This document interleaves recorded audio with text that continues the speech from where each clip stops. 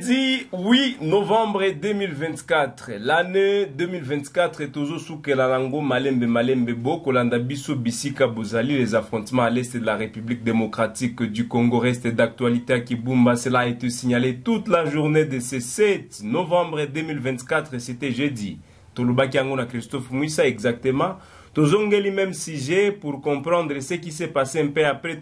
Est-ce que 23 va avancer qui le FARDC qui se sont bâtis aux forces rwandaises dans le territoire de Nyiragongo. Qu'est-ce qu'il faut noter à ce sujet? M23 oyo bazo envisager kozwa territoire ya Nyiragongo. Christophe Mouissa, topes na numbote na bandeko na biso ya Lubumbashi et nous vous disons bienvenue. Parce que insista qui aussi pour ça. Nous les saluons. On a salué batoto à Lubumbashi. Topesi mbote na bandeko nyonso baza na Équateur, Kinshasa, Bakongo, Bandundu, na bisika nyonso oyo balobaka mingi lingala.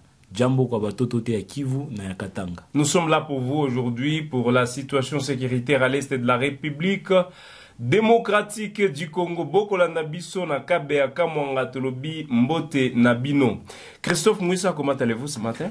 Nous allons bien. Vous allez bien? Oui. La situation dans la ville de Goma, panique généralisée. Et mon anaki lobby batubazolo bao no M23 lingi ekota ba panique et bagaille na kachamboka. Comment ça s'évolue, ça continue comment ce matin? Alors maintenant, l'attitude de la population semble être un peu plus calme, voilà. Parce qu'effectivement, après les affrontements de ce jeudi qui ont été signalés dans la partie nord de la province de Nord Kivu, un peu plus tout près du territoire de Nyiragongo, à moins de 30 km de la ville, il y a une certaine panique dans la ville où nous avons vu en tout cas certaines choses. Mais nous remercions ici les services de sécurité qui ont tout fait pour contenir l'attaque de l'ennemi qui a touché effectivement les positions des FARDC. Et nous remercions également la riposte qui a été réservée par les Wazalendo qui sont en accompagnement des FARDC. Et aujourd'hui, la ville s'est réveillée calme, mais nous continuons à signaler qu'il y a toujours des affrontements vers 3 antennes un peu plus proche de la ville de Goma, dans les territoires de Nyiragongo. Voilà, comme la situation sécuritaire reste d'actualité jusqu'aujourd'hui, ma première question, toujours sur la situation sécuritaire, nous épargnons d'abord très loin les déclarations des autorités congolaises vis-à-vis de la guerre à l'est de la République démocratique du Congo. Ouais. Ma question c'est celle-ci. Les enjeux sur terrain, la réalité sur terrain, Oyobino Bozo Mona sur terrain, est-ce qu'ils ont reflété l'image Yarosili Sabitumbawe? Ce qui est vrai, nous constatons une très mauvaise volonté de la part des autorités pour en finir une bonne fois pour toutes avec la guerre. Parce qu'en voyant la détermination de Wazalendo, en voyant la détermination même des FARDC, en tout cas, nous sommes en possibilité de gagner cette guerre si jamais les autorités décidaient de déclencher les offensives. Parce que c'est une demande tant entendue et soulevée chaque jour par non seulement les déplacés, même dans cette situation aussi dramatique dans laquelle ils se retrouvent, mais ils continuent à réfuter tous les processus de dialogue. Ça, c'est d'une part. De l'autre côté, lorsque vous voyez même la mobilisation de toute la jeunesse, de toute la population congolaise de partout, vous verrez que la plupart vraiment ne sont pas pour les dialogues ou les processus de négociation qui est en train de se faire au niveau de l'Angola. D'où, vraiment, si je peux vous le dire très clairement, nous avons la possibilité, avec les FARDC, de gagner cette guerre militairement. Nous vous l'avions dit et nous continuerons à le répéter. La détermination de ces jeunes Wazalendo, la détermination des FARDC devrait être accompagnée par cet engagement politique de nos autorités de se retirer de ces processus de négociation parce que ça ne sera pas ni le premier ni le dernier dialogue qui sera organisé dans le cadre de ramener la paix dans la partie de la province du Nord Kivu, si on peut aller un peu plus loin dans la partie de l'Ituri. Mais nous voyons une certaine incertitude de la part de la prise de décision du gouvernement. Et cela nous met en doute, nous nous posons la question, est-ce que cette guerre n'est pas aujourd'hui un fonds de commerce ou juste un motif de justification pour maintenir cette population dans cet état? Et nous pensons que, en tout cas, il faut que nous puissions tirer de très bonnes leçons, nous puissions faire des analyses approfondies, parce que, au-delà du Rwanda, le peuple risque de se retourner contre le gouvernement qui ne veut pas donner une décision au FARDC en fait de combattre et de récupérer toutes les zones occupées. Notre invité aujourd'hui, c'est également un acteur de la société civile, au-delà d'être un panafricain, Christophe Mouissa. Naza Mupanzi Sango. J'estime que Bato Bazolanda Biso Bakoloba.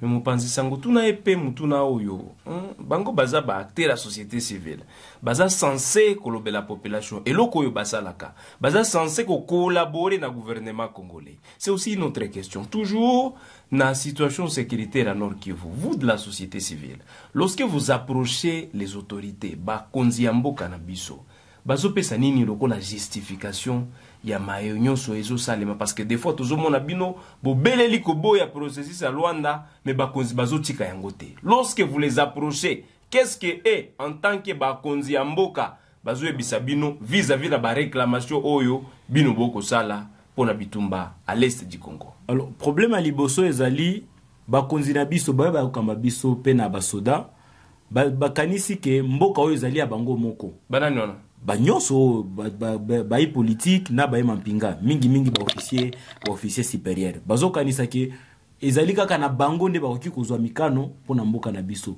Et pourtant na makambo ya guerre mais ça bango nde bakonzi bo to boite kasi esale maka mingi to sala ba consultation to yo kapé ba coût social mususu to zwa nini bazokanisa pona likambo yango.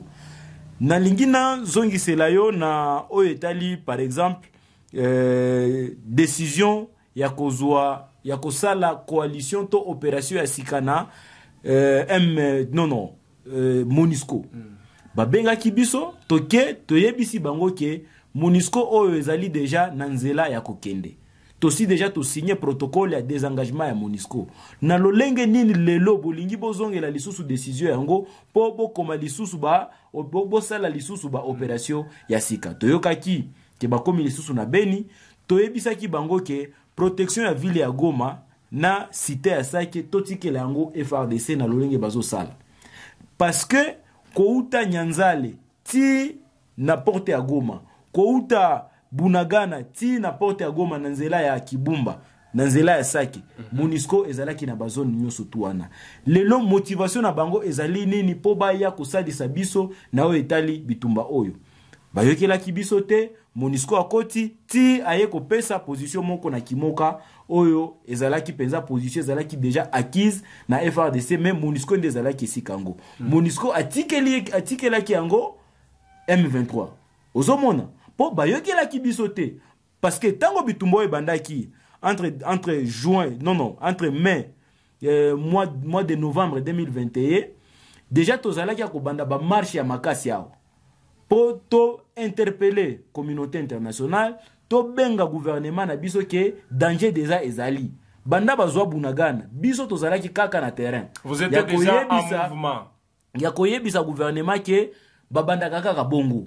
Il faut déjà to zwa ba stratégie ya ko contenir bango ba bimelata mukete na nzela ya Bunagana bake ti tozalaki ya koyoka ezalaki kaka ba repli stratégique ti lelo bazali na porte ya ville ya Goma banda Bunagana ti lelo ça fait 3 ans parce que tout comme déjà novembre ce qui aujourd'hui novembre 2021 22 23 lelo to comme na 24 3 ans dira to sala ki lisusu ba manifestation pe ba action mususu ba benga ba action de plaidoyer to kende koyoka bango nini gouvernement zo ti en place pona to zwa en tout cas ba assurance na ba garantie ko kende ko pesa pe population po ete biso tozali neti ba député ya société civile to ke to sololi na bango mingi ba commandant 34e région militaire moko akufaki ndeko Gislin azalaki général Derez mémoire po azalaki combattant moko munene ba memeli biso commandant ya 3e zone de défense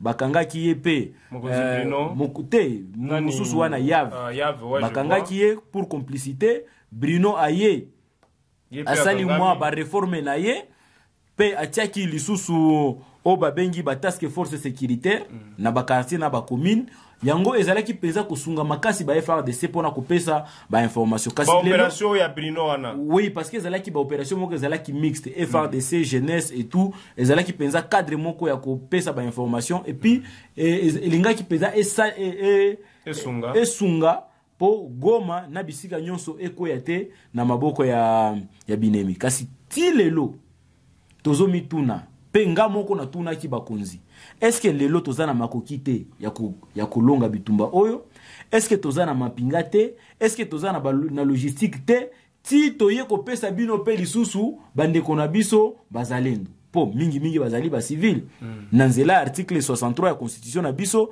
se décider bango nyonso balobi toke kobundela mboka elongo na FRDC kasi makoki nyonso tuwana lelo toza na possibilité te ya kolonga bitumbango parce que basinya accord ya cesser les faits na Luanda ti lelo gouvernement na biso ezo ebisa biso ke topesi nanu confiance na maezo salema na Luanda toza kaka na cadre ya cesser les faits kasi paradoxe ezali ke côté mosusu wana ennemi azo continuer kaka ko propager influence na ye tozalaki accord ezalaki ya ko signer nanu bakomaki na masisité ba déborder ti bazwi kichanga lelo bazokende ti banzela bakalembe na nzela na nzela ya pinga na territoire ya Walikale se propager ti na nzela ya Minova awa na Shasha bakati nzela ya kubima Goma ti Bukavu na province ya Sud Kivu kolekela Minova bazali ti na porte ya Goma na nzela ya territoire de Nyiragongo na groupement ya Kibumba. Voilà un peu situation ndenge zali babitumba bamampinga na biso balobi ke bango bazali penza prêt kasi bae politique nde balingi kopesa décision ya sukate po bakota bitumba yango babakisaki ba force ya Sadek eza nango peo tozo mituna sikoyo bino bo déployer ba force ya Sadek bango baza bamampinga tokende malembe mais lisusu bo continuer ko négocier bango baye ko sala lisusu tokende malembe. Nous allons prendre point par point, mesdames et messieurs. Vous avez le droit de savoir ce qui se passe dans la province du Nord Kivu. Vous avez droit na bino, vous avez ce droit. Ni akienu kuya bitu kwa pita ku Nord Kivu hapa vita mutefata mbali ama karibu mefo mnayua nini kwa pita ku Nord Kivu jua nini atutoshe enemi pale Bunagana atumtoshe Rubaya atumtoshe Kichanga atumtoshe Somikivu. Vous avez le droit de le savoir tokende point par point. Bien que manaka na biso zokende vers la fin, mais il y a des choses autres ringito comprendre. Vous êtes de la société civile comme je l'ai dit.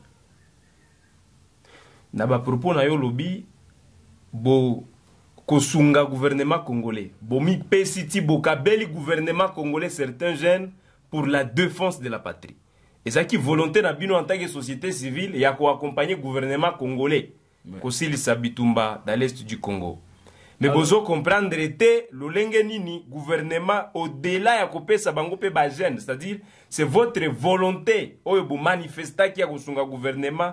Mais bien que volonté na bino bopesa ki yango, il y a toujours pas une réponse. Si je vous ai bien capté. Ouais. Mutuna mosusu. Na banzela ya diplomatie. Oyo gouvernement kabeli motema mingi lolenge zo muna nanga mutuno confirmer yango te, mais lolenge makambo zo salema c'est sans wanande yango zo tinda to loba yango. Na nzela ya diplomatie. Bino lokola société civile. Bozo tie la crainte que solution kobima kunate. Quelle sera maintenant la solution si le gouvernement congolais continue à prioriser la voie diplomatique et vous réclamez qu'il faut prioriser la voie militaire? Nini koza la solution lorsque déjà bino na gouvernement bozomi interposé? Quelle sera la solution? Alors, parce que bato bazo souffrir na baka ya ba déplacer. Makasi. Alors, il y a lelo il faut tolo bela yango mokonzi mboka tango abelelaki bazalendo. Yango en tout cas, à ça là qui moi appelle, il y a mobilisation populaire. Le discours na ya 6 minutes na banzi zalaki na ba année 2021-2022. O ya bengi ke ba kongomani nyoso fo ba sala o ba bengi ba groupe de vigilance. Ezalaki message ya munene po moko na moko ayeba eteke makambo etali mampinga, makambo etali sécurité, ezali préoccupation ya moko na moko. To keiti kosala bitumba. Lelo to mituna. Banda mokonzi mboka sala déclaration wana ti toye kosukela na oyo babengi escarmouche o mokonzi mboka belelaki kasi ti lelo non cela ne s'est pas encore réalisé localité nini tosi escarmouche nanu ezali réalisé nanu te nous ne pouvons pas juger ça aussi longtemps dans sali yangote. Est-ce que ebi eloko mokonzi mboka lobaki na campagne na ye ce que salami lelo to déclarer guerre lobby ce que ko salema lobby wana koya ba congolais ba kokende ba kozala kokende na ba centre de vote déjà tozo sala bitumba na Rwanda alobaki à l'immédiat soki kaka congolais moko akufi kasi ti lelo to komi déjà na près d'une année depuis discours ya tata mokonzi ya mboka kasi ti lelo to continuer kaka ko perdre ba localité na ba localité. Alors tozo mituna est-ce que zalaki kaka discours moko ya campagne, est-ce que zalaki discours penza oyo utaki na motema to ezalaki discours ya moquerie pour na peuple congolais, parce qu'il faut to yeba ke bande ko na biso o bazali na ba zone o eza occupé baza en captivité lelo baza na identité moko kutute même po ba carte oyo bazo salela ezali ba carte oyo ya kala ya élection ya 2018 ti lelo baza na ba carte d'identité te oyo ba carte ya sika ezate, c'est-à-dire lelo tozo pesa possibilité na nanga na Kagame basala oyo nyonso balingi parce que bande ko na biso o baza kuna toza atana document moko te oyo certifié penza ke bazali ba congolais. Alors esengeli penza to bunda pour to récupérer ba zone wana par force. Pour lelo diplomatie esi emonisi ba limite na e. E koleka lisusu te. Biso toye na agenda o tozo ko funda M23. Bango ba na agenda mosusu o non makambo FDLR. Est-ce que FDLR lelo ezali ko présenter menace na gouvernement ya Rwanda? To ezali ko boma lisusu ba kongomani. Yango kutu ba FDLR wana ba uti wapi biso toye ko pesa situation ya agression ya Rwanda na kati ya mboka na biso. Bandimike ba mapinga na biso bazali kuna plus ya 4000 kasi justification ya kozala kuna bayende ko kanga pe ko luka ba FDLR.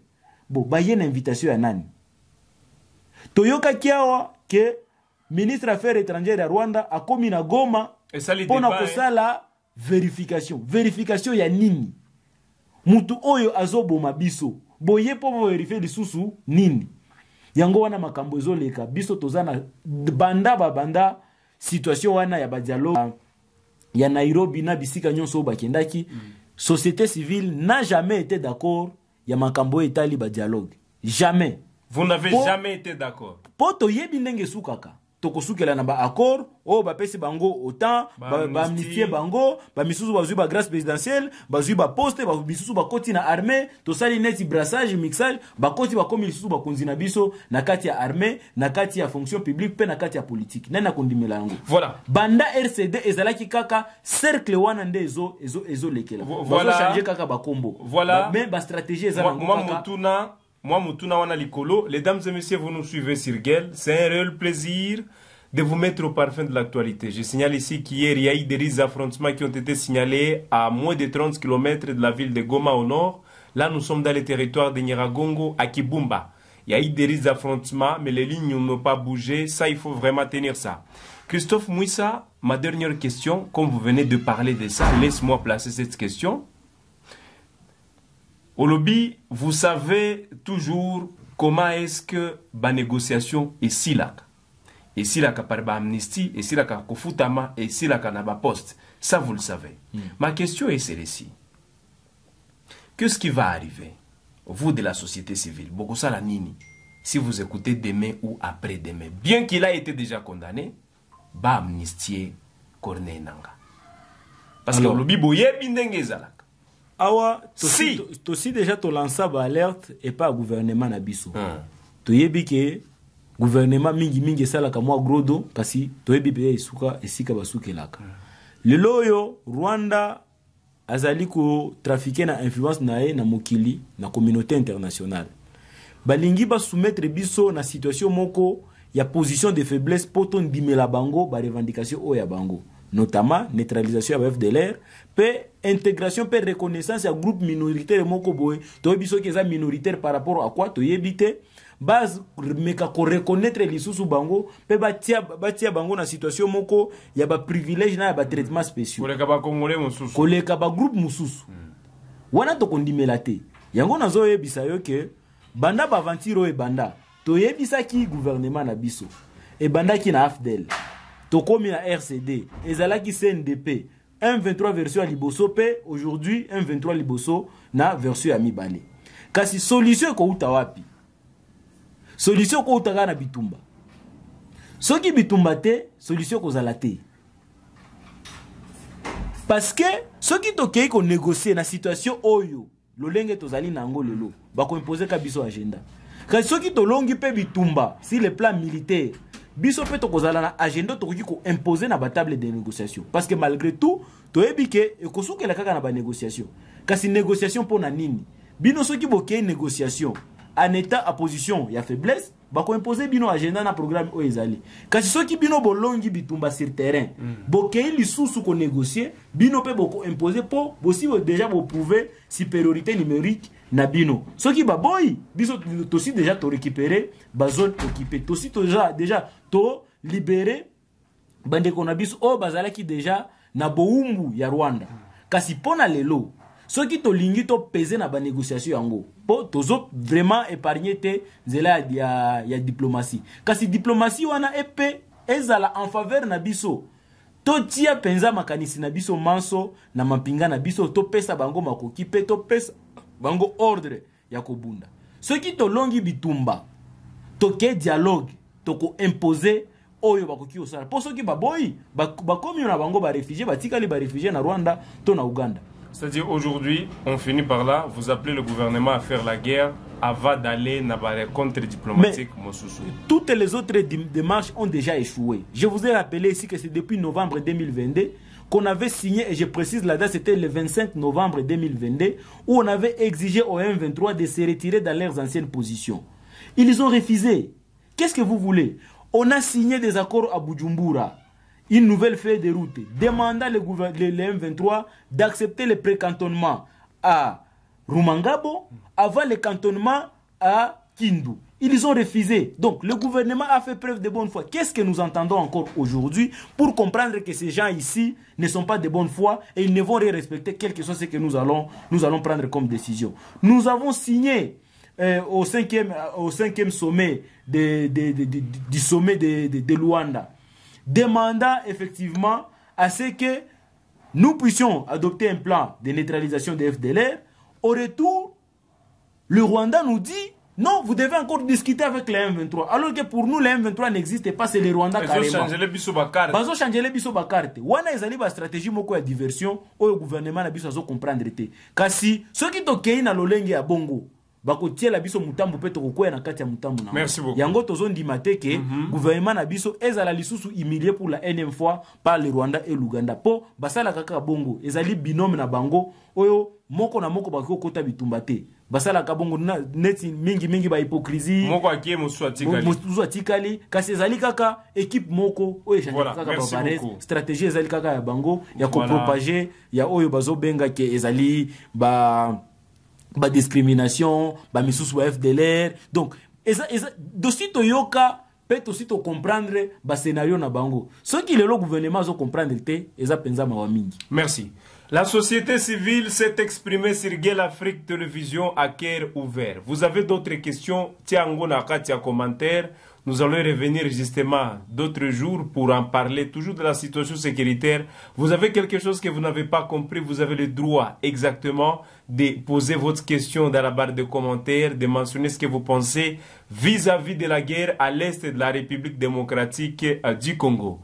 Bana Kindu, tunasema tunabapenda sana. Merci de votre fidélité sur notre chaîne. Christophe, nous sommes à la fin. Nous vous disons merci. Accenti sana. Naba oyo balanda kibiso mokolo mwalelo bozali na kabe aka mwanga tosa kidila bwalula matulwenu ku television wetu Gueule Afrique Télévision tosa kidila bwa kusungula bwa kumanya malua matondi mingi na ba oyo banso bake ndaki kolanda beto na ngonga yai bozali na diaspora bozana kati ya Congo tolobi matondi mingi tika eke tokutana na mokolo mwakoya pona basango na biso yasika. Merci.